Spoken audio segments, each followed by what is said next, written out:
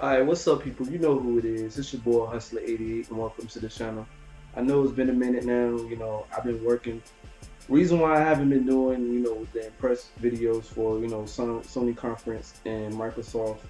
I really don't get into Nintendo like that, but I really got to watch the conference for Nintendo too.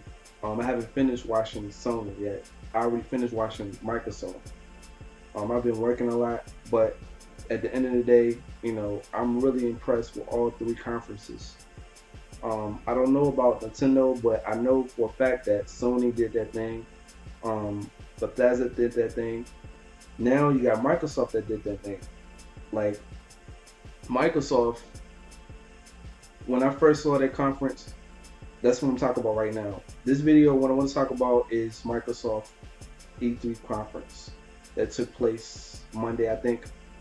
And when I first saw the conference, I was really blown away with what they did. I liked how they present that presentation. I like because their conference is not boring at all. Like when they first presented the Xbox One, I was really bored about it. But now I figured like, hey, now as soon as they progress, as soon as they learn from their mistakes, as soon as they regurgitate the information that the fans want, now they're giving us what we want now. Now they gave us a big bang, which I'm gonna talk about later. But I wrote down some notes just to let you know. I just wrote out some notes, and it's a lot of information that I wrote down. Just bear with me. Bonnie Ross, she's a part of 343 Industry for Halo 5 Guardian, and they showed the gameplay of Halo 5 Guardian, and that's supposed to come out October the 10th, I believe. But anyway, Halo Guardian 5. When I first saw the gameplay, I was like, man, this gotta be, like, I gotta really want to get this game. Like, it got me to the point where I gotta really, like, catch up on the Halo games because, I never even played Halo before in my life. I had an Xbox 360, but I never even played Halo. And that right there, that lets me know that I need to like really get the collection edition. I think it's a collectible where you got all these games that came out for Halo, all the Halo franchise that came out, and I really gotta really. It's not that I know for a fact it's not gonna be that much. It's gonna probably be about like maybe 30 or maybe $29 for the most, and it's only for the Xbox One. I'm definitely going to cop it, and I'm definitely going to like put my first impressions towards it, and I'm probably going to do a video on it. Who knows? Um, in terms of the gameplay, I was like, wow. Excuse me, I had a cold. But in terms of the gameplay, like, oh my god, like the gameplay has so many effects, and it's a next gen. You can tell it's a next gen.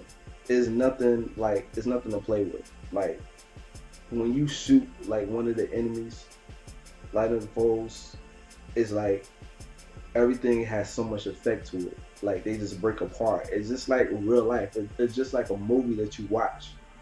It's like a space movie that you watch. And that game right there has so much effects towards it. Like the effects, the destructive effects, the weapons. And then with the multiplayer, wow, like I'm just blown away with the multiplayer. Like it got me to the point where it's like I really got to get into the multiplayer for the Halo series. And I'm not even a fan of Halo, but with that game that came out for the conference, it got me to the point where I have to go out and just buy this game, like period, like the collection edition before I even buy Halo 5 Guardian. Um, Now they have the massive control environment, which means it's an open world. It's more bigger now. Like with the multiplayer, you got 24 players. Man, that's sick right there. Like you get to play with your friends. I mean, that's even more fun. That's even more innovative to want to play with your friends. And it's more immersive when you like play with different weapons in the game and different environments. Like the environment is going to be really like aesthetic.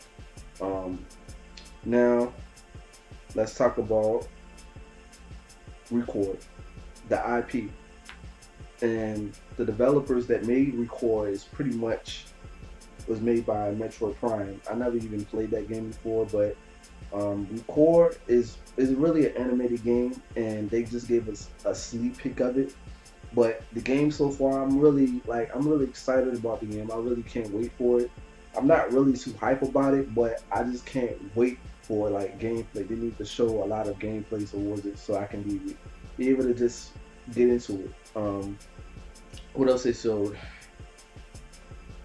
Now the biggest of all conference was that I was really surprised that Phil Spencer like pretty much gave us a blow, gave us a swing when in terms of the controllers. Like, wow, like I didn't really know he was gonna do that. Like, now you got the Xbox One backwards compatibility. Now you can play your Xbox 360 games on the Xbox One. Now that's really hot right there. That's really dope. You don't have to buy the Xbox One. You don't have to have a description to play games on the Xbox One, but you can put your retail disc into the Xbox One game, download it, and play it. I mean, that's simple as that. With the PlayStation Now, you have to pay for it monthly. I mean, that don't make no sense. Like, come on, like really, like it doesn't make any sense to pay $9, $49. Although I'm not, finished playing, Uncharted, Drake Fortune. That's a really good game, but I'm paying like $9 monthly. I'm not paying like a lot of money towards it, and because it doesn't make any sense to pay a lot of money and I'm not playing those games that I'm not interested in. But with the backwards compatibility, like I was just really blown away with it. Now you can play games on the Xbox One. You don't have to pay for it. It's free. It's free of charge. I mean, what more can I say? Now you got 100 titles that's coming out for the holiday season for the Xbox One. I don't know when it's coming out, when it's going to start with the backwards compatibility, but I know it's going to come out probably like during the fall or probably during the holidays. But it's going to be 100 titles. They showed like Mass Effect on the Xbox One. Now you can play even more better with the Xbox One because it's better pixels, better frame rate. Because the Xbox One is powerful because you can play your old games on the Xbox One. That's a really good job for them. I give them an A+ for that.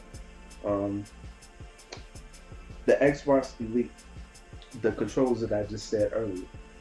Now the Xbox Elite, I'm really impressed about the controls. Now it's more adjusted. You don't have to buy all these products. The D-pad. What else they had? You can just switch. Analogs. I mean, you can just switch different tools towards a stick. I forgot the name of the sticks, but you can pretty much control like however you want to do it. It's more creative in terms of how you want to adjust on playing the game. You can control the D-pad or the analog stick. I mean, you can just swipe different pads towards the controller, and I heard it's like $160. That's a lot of money, but it's worth the money. Trust me, it's worth the money. I'm probably gonna cop it. Not right now, but I really gotta look into it, do some research towards it, and we'll see what happens. What else? Fallout 4, made by Bethesda. Now, if you buy Fallout 4 digitally for the Xbox One, you're gonna definitely get Fallout 3. That's the reason why it's Xbox One compatibility. You get 3 games with the new game that you're getting ready to pick up. Now, with the gameplay for Fallout 4, I'm not really too hype about it, but at the same time, with the gameplay, it's really interesting. The graphics is not all that like too like extra like you gotta get this game. Like, this game pretty much has this potential in terms of the gameplay, in terms of the story. I never even played Fallout before. I never even played the franchise before, and people just talked about it. They talked negatively towards the franchise of Fallout 4 and the quality of the graphics. people that got like you got different developers that got like good graphics, but at the same time is a lackability towards the gameplay. Now people with developers with good gameplay may have bad graphics, poor graphics, but at the same time the gameplay is more important than just the graphics. The graphics is just fine. The graphics is just the icing on the cake. It's just the ingredient of the cake. The ingredient matters at the end of the day. But the gameplay is very important. That's a part of the ingredient. Without the gameplay, I mean, the game is just worthless. It's nothing. It's fragile. It's like it doesn't make sense to have good graphics but yet no good gameplay. That doesn't make sense to me. You play mods. Not really sure about the mods, but I'm really gonna look into it. What else? Now with EA. Now I was really impressed with what Microsoft is doing right now. Microsoft is doing their thing this year. During these past couple of years, they learned what they did during the conference. They was BSing like when they first had the Xbox One. When they first presented the Xbox One, they was BSing all day. But now they started to just readjust some things with the gameplay and everything. But with EA, now with EA you can have access. If you're a gold if you a gold member, you can pretty much actually play a lot of free games. But you pay like $9. But like if you're a gold member, you play it like you get full access for it. But you gotta pay like monthly, like $9. You get to play like games that's before it comes out. Like for example, Madden 16. Madden 16 is gonna come out, I think August the 16th, which is this year. Like that's 2 months away. It's not too far. But you get to play it before it comes out. That's really sick right there. It got me to the point where I gotta get the EA app for the Xbox One. I have the Xbox One. I haven't did the review on the Xbox One, but I need to do it right then. But you get to play first. You play more. You get to play more, games for the EA games, EA access, and you pay less. But with Sony, you have to pay more. I mean, it doesn't make sense to me. Like, come on. I haven't watched the conference yet, but I'm gonna do an impressions towards it. I saw a little bit of it, but at the same time, like, I heard it was dull, like it was just boring. But let's move on. No, before I get into that, you get to play Titanfall. You get to play Dragon Inquisition. I haven't played Dragon Inquisition. I'm not really interested in those games, RPGs. Titanfall, I'm really interested in because I never even played Titanfall before. It only came out for the Xbox One. And it's 10%. That's crazy. Now I meant to say, I didn't mean to say $9, but it was $5. You pay $5 a month. If you're a gold member, you get to play it for free. Like you get free access, but it's like a limited time. I think that's what it is. Dark Souls 3. Never got into the game before. I don't really know anything about it, but it looks interesting. It's an RPG game. Bloodborne. Like that game to me, that's really like the hardest game I ever played in my life. And I heard Dark Souls is a lot more harder. But Bloodborne is really hard. It's not hard, it's just really challenging. When you play it, it's like it gives you the motives to just learn. Like each time you fail, you learn something new. Like what I need to do, what I need to adjust. That's what this game is about. But with Dark Souls 3, they gave it a snippet, and so far I like it.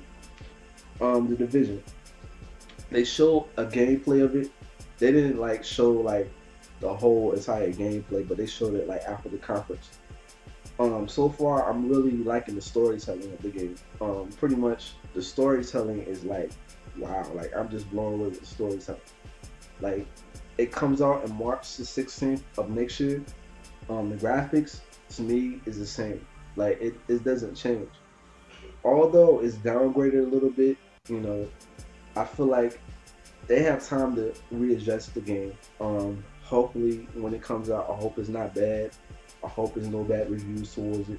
But this is one of my top five anticipated games of 2015, and that game's supposed to come out this year, but unfortunately they pushed it back. But it's a good thing. That's a good sign that they really need to readjust some things. And I saw the gameplay of it and the demo of it, and it looks so much real. Like I like the gameplay. I like the multiplayer. I like how you interact with other players in the game. I mean, the game is crazy, though. Like graphics, like when you first saw the gameplay at E3, it came out in 2003. I mean 2013. When it came out in 2013, I was really like impressed towards the gameplay. Like real talk, like it was just so immersive. Like the graphics, the effects, the weather effects. I mean, oh my god! Like, how could you not say this game is garbage?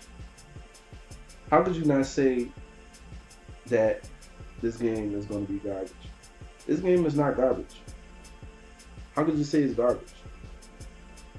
Think about that. What else? Rainbow Six Siege.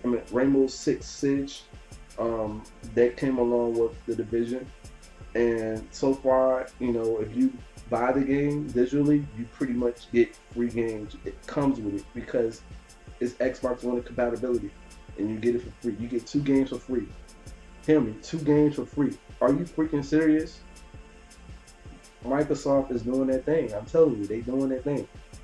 Man, I saw the gameplay of it, and it looks fun. Like I like the effects towards it. Although they didn't show the whole entire game, I really got to look into it. But I'm not really super hype about it. Maybe I need to look into it a little bit more so I can be able to just investigate on the gameplay and what the game is about. What else? Gigantic. Not really interested in that game. It comes out for the Xbox One and PC, Windows 10. If you have Windows 8, you're gonna definitely have to upgrade it, like during August. Windows 10 is coming out like in August, I think that's what it is. You pretty much play it on the PC and you can transfer it to the Xbox One. Now they show a lot of indie games. They show Cuphead, they show Rise and Shine.